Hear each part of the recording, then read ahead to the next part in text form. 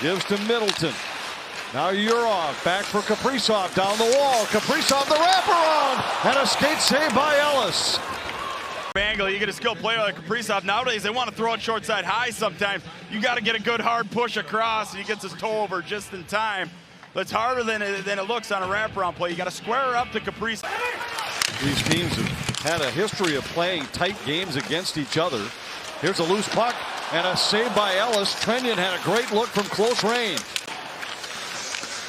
Power sends it across, and it trickles through. Gustafson went just wide. McLeod with it high in the zone. Into the corner for Tuck. Back to McLeod, into the slot. Power fire, save Gustafson. And the rebound, Faber, his clearing attempt hit Trenyon. Down in that middle bumper spot. In the motion they create, he just so happens to end up in that slot area, which you don't see a D end up in that area. Finds that soft spot, a little bit of time. The forwards there to clean those rebounds up and bang them in. Had an assist yesterday. A chance from close range. Gustafson right there to slam the door. The power play is where he's going to get a ton of high quality touches. The Kaprizov long shot held by Ellis. Wrapped it off the wall to Urov. Urov fights by Thompson. Zuccarello across to Kaprizov. Kaprizov fired, trying to go short side. Leaves it for Brodin. His pass off target for Middleton. Middleton able to knock it out of the air to keep the zone alive. Urov with it. Down low, Zuccarello. Tried to center. They score! Carrillo through one more time, and it's 1-0 Minnesota. Take a pass on wide ice and find your buddy backdoor sitting all alone. And tough to miss a 4x6 when you get set up right there, right on a platter, and you got to finish that puck too. Down on one knee. Patnik Kaprizov one-timer.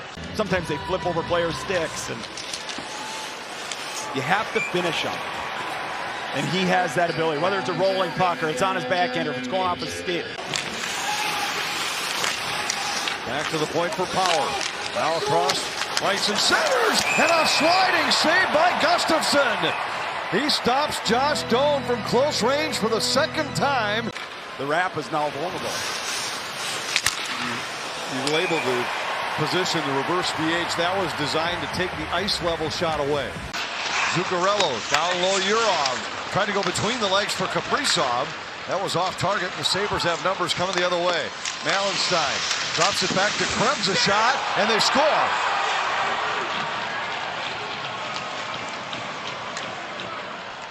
Yeah, it's an innocent shot from outside the faceoff dot, and possible, but when you get four guys crashing the net, you get an unfortunate bounce off your own guy.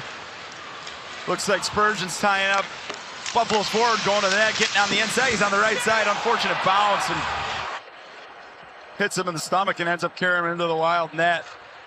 That's a tough shot for a goaltender. You get handcuffed right in the middle of the body. You can't decide which side you're going to steer the rebound, and the rebound bounces off the ice and up into the chest of Colleen battling with Boldy. Colleen now comes away with a puck. Hounded by Boldy. Boldy takes it away. Cuts to the slot. He scores!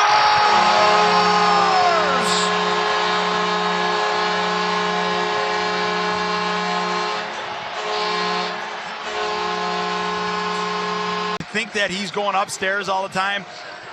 And again, we talk about that low angle play. Kaprizov has had it to Ellis's blocker side twice.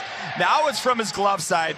As a goalie, you got to play with the post, and it's hard with balance, and he's stuck on the post a little bit, and it's hard to go down into a full butterfly and make that save. But you think back the goals that he's scored, and young. Here's another chance for Minnesota. Boldy back paddles, fires, glove save by Ellis. Able to kick it ahead for Eriksson Ek at center. He holds off a Quinn check. Drags it to the slot. Centers Johansson, and a kick save by Ellis.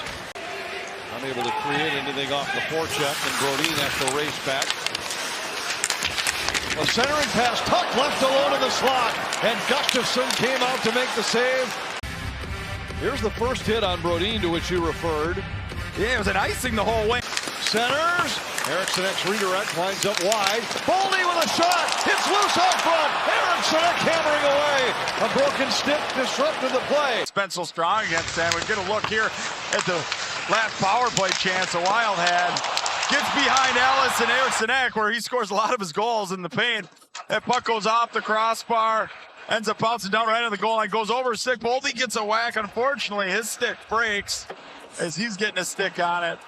Byram supporting the play, but now it squirts free to Sturm. Sturm has Trenyon with him at center. 2-on-2 into the Buffalo zone. Trenyon to Sturm. On the backhand, a save by Ellis. Sends it out to center. The bouncing puck controlled by Malenstein to Benson down the slot. He centers, and Krebs denied by Gustafsson. Get a look back at this big Gus save. Keeps his eyes over it, tracks it well all the way. A nifty play by Benson to find Krebs back door, but even better save by Gus. You can see leads with his right pad, gets his blocker across as well. Spurgeon shot broken up by Timmons. Spurgeon then able to hold. Erickson Ek to Boldy. Down low and tipped by Johansson, went over the top of the goal. Spurgeon to Middleton. Into the slot. Boldy fires and a pad save by Ellis. Trying to figure out the right core, which we talked about earlier, and the right pieces that gets this team in the win column more times than not. Had a good first year in Buffalo last year. Here's a chance for Doan. Doan in and a save by Gustafsson. And they score. It deflects in off of Zuccarello. It took a strange carom after the save by Gustafsson. Comes on a 2-on-2 rush, and one of the most fluid skaters in the NHL. Jonas Marine just catches an edge and goes down. It opens up that lane for Doan to get a better look. Hartman then collides with Ellis. He's still slow to leave the zone at the other end. Buffalo gets a chance, and Gustafsson has to make a big stop on Malenstein. Holds off Byram. Then has it knocked off his stick by Tuck. Favors back defensively. Tuck circles the wraparound and a save by Gustafsson. Game tonight, and Tuck gets that low angle play, and now he feels like he's got Gus commit. Leaves it to Bouillon. Had it stripped away by McLeod. Buffalo's got to break the other way. Quinn coming in and a save by Gustafsson. Stick handle it, trying to get through a guy, and turns it over, and you see Kaprizov reach and maybe hook him and try to haul him down, maybe to take a penalty, not give up a breakaway, but Quinn ends up retrieving the puck just inside the hash. And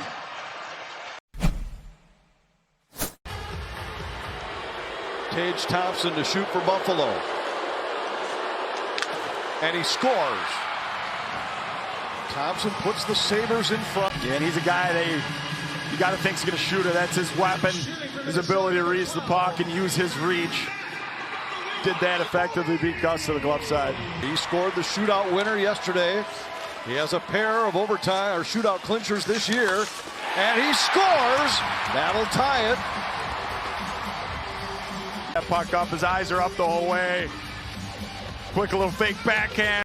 Quinn, the next shooter for Buffalo.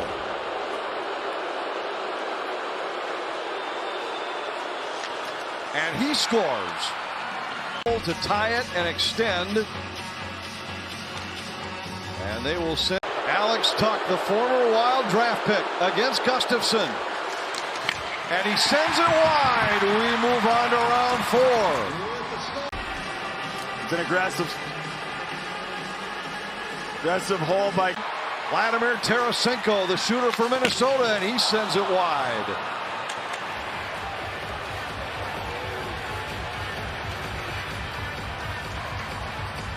And again, Buffalo has a chance to win it. They'll go Ostlund against Gustafsson.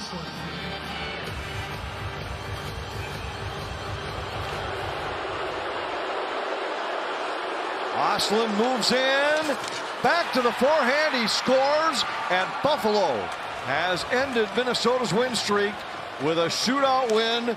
The Wild streak comes to an end for the Sabres. Well, you talk about a Buffalo team that came in hungry. You get beat 5-0 the night before against a good Jersey team, but you look at the score sheet in Buffalo, you know, they outplay and they get a lot of shots.